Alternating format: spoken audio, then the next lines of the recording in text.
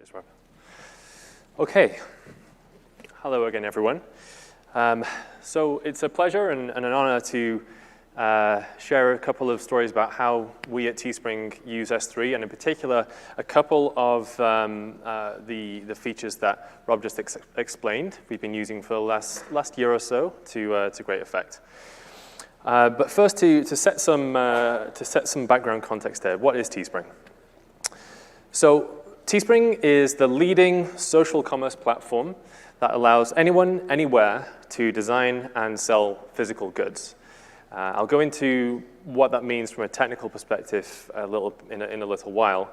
But just to kind of linger on this slide for a moment, what that really means for us is that we work with some of the top YouTubers, Twitch streamers, Instagram influencers, people like that, and we enable them to bring to a market a physical product, a t-shirt, a hoodie, a phone case, a sticker, a plushie toy, things of that nature, and then get them out to their fan base, get them out to their audience.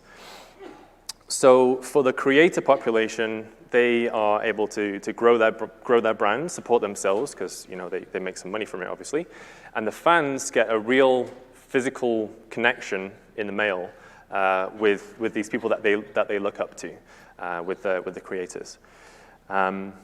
So to explain the kind of the flow of the business a little bit more, you can really simplify it down into three pieces. There's design, there's e-commerce, and there's manufacturing.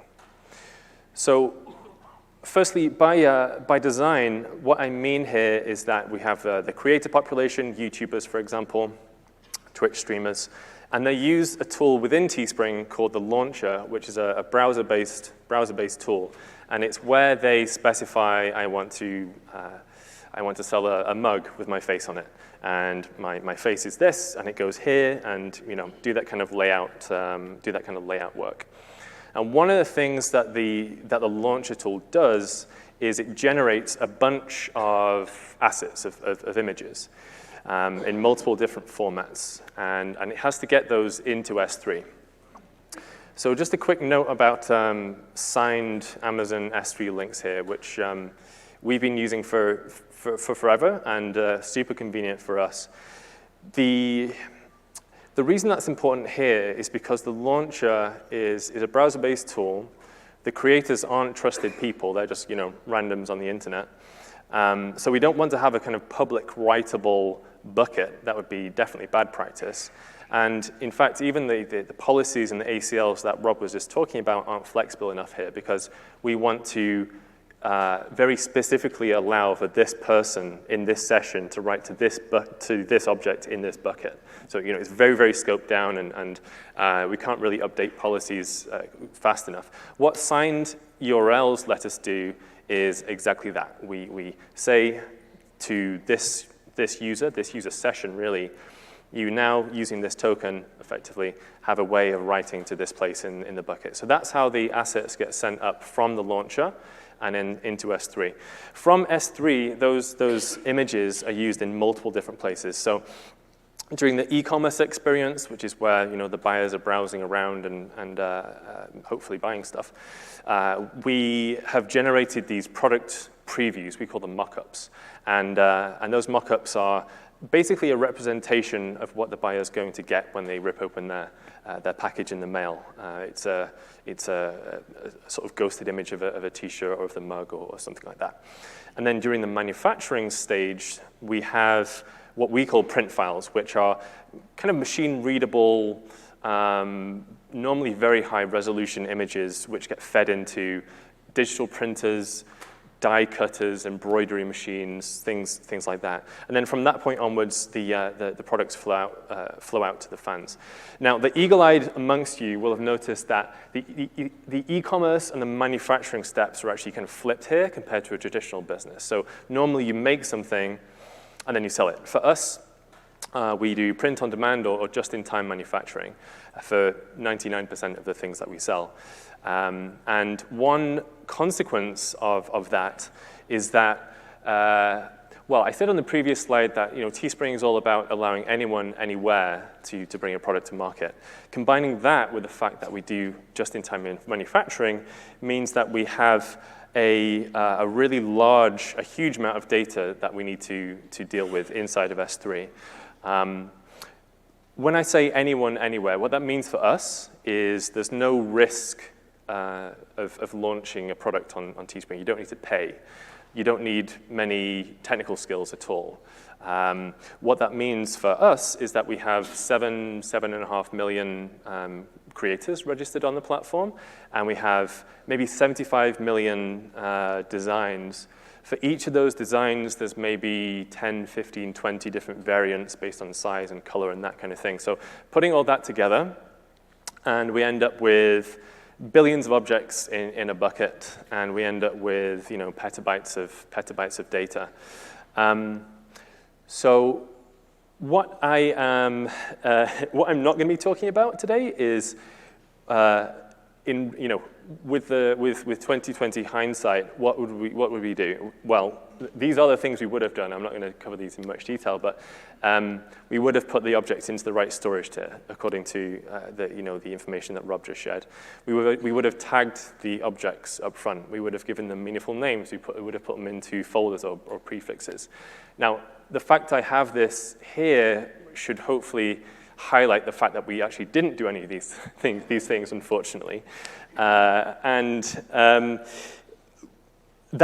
okay. Like a bunch of you will be in the same position here. If we're building it from scratch, knowing the scale, we would have made some different decisions probably. There's almost certainly people in this room who are operating at much larger scale and can honestly do a better job of explaining how to do that than I can, so I'm going to swerve around that. What I am going to talk about, though, is, especially in a startup situation, which is what Teespring was and is, you never really have enough time to do things perfectly. You rarely have enough time to do things properly. You need to be doing things that don't scale. You need to be kind of cutting corners effectively. And for us at Teespring, what that meant was we had engineers just working flat out, desperately trying to keep up with the demand on the platform and trying to take advantage of the opportunity that was in front of us.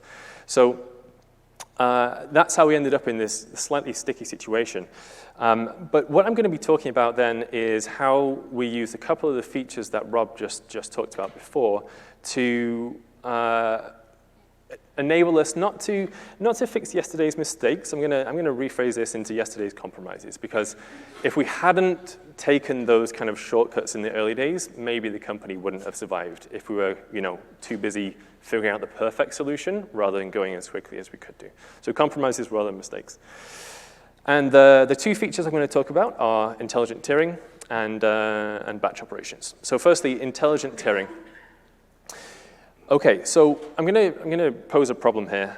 We have several, we had several buckets containing billions of objects. All of those objects were in the standard storage class, which, if you remember, was on the leftmost end of the scale, the best performing but the most expensive. Now, for us, some of those objects were extremely important. They were used all the time, daily. And then, in contrast, some of those objects in the buckets hadn't been accessed since the day they were created 7 years ago. But we were still paying, the kind of premium to keep them in the standard storage class. So, Rob kind of gave the game away a little bit here, but the answer is intelligent tiering for a really good approach to how to address this. And the end result of having put objects, we basically just put whole buckets worth of objects into intelligent tiering, and as a result saved around about, it was actually just under 20% on our storage cost. I can't emphasize enough how simple this was. It was almost zero effort. It was maybe like a day or two's work to figure out which buckets we could address, and then to do it, and then it kicked in, and then 30 days later, our storage cost dropped. It was insane. You have to look at this. It's so convenient. It's so low overhead. I guess it kind of cuts both ways. The fact it's so simple means that it's sort of one size fits all. It's not super customized. It's not really customizable at all. You decide where to apply it, which is why it's so easy, but also not as flexible as other systems such as batch operations. So again, I'm going to pose a question here.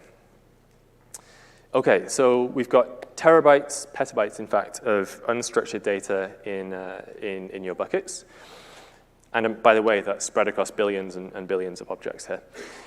You think that many of those objects could be deleted or moved to Glacier Deep Archive, but you don't have a way of reviewing every single object. You don't have a way of going through billions of objects and saying, oh yeah, this is a good one. Let's keep this in the bucket or to archive it. So the reason this is a better fit for batch operations is that in this particular case, the answer to that question, should I move it to Glacier? Should I keep it in this storage class or do something else with it? It depends on domain-specific information. It depends on like the nature of the business itself. It isn't a kind of one-size-fits-all thing. So let me kind of explain how we use batch operations more specifically here. Okay, so we're going to start with some business logic, and by business logic, what I really mean here are just some rules. So let's say there's a creator on Teespring who hasn't signed in for 2 years. They haven't sold anything in 2 years. Nobody's even looked at their listings in 2 years. For us, we're very comfortable saying, you know what, this user's not active anymore. We are very comfortable moving their assets, moving those images that had on a few slides back. We're going to move those out to Glacier. Another example could be we unfortunately have had problems with IP copyright infringement on Teespring. It's the user-generated content, so we encourage everyone in, but unfortunately there's some bad actors. And we take action against that, of course. So if we've suspended a listing because they've used a Nike logo or something like that, we definitely don't want to ever sell that because we're making ourselves liable. But neither do we want to delete it because we might have to keep it around for legal purposes later on. So those are just a couple of rules for where, based on kind of internal Teespring knowledge and domain-specific information, we might decide that, you know what, this object actually belongs in Glacier. So we've got the rules. We feed the data in from Redshift and from RDS. Those are the main databases that we use. And out pops a list, really, which takes the form of a manifest file. It's really just a CSV. It says, this is the name of the bucket. This is the name of the object. And in this case, what I'm trying to represent is, in the manifest files are all of the objects that fit the criteria of the business logic, right? So we'll be listing all the assets that belong to suspended listings or inactive creators for the two examples that I gave. And then from the manifest files, you can feed those into batch operations. And it's at this point that you specify the operation, and the operation is like I guess kind of like the verb, and the manifest file is the nouns that you want to apply it to. In our particular case, again, continuing on with the same example here, we've got a bunch of objects in a few different buckets here. What we did was tag them. We applied a tag to all those objects, and then have a lifecycle rule to move those objects out to Glacier. So this is definitely a lot more effort, as you can probably tell, compared to the intelligent tiering, because we had to come up with the business rules, we had to feed the data in, we had to get the manifest files, we had to, it's a whole process. On the other hand, it's it's completely extensible, completely flexible, completely customizable. This was way more flexibility than we really needed, and we were literally just apply a tag to these objects. We weren't even using lambdas. So yeah, really, really, really flexible, way beyond the point that we needed.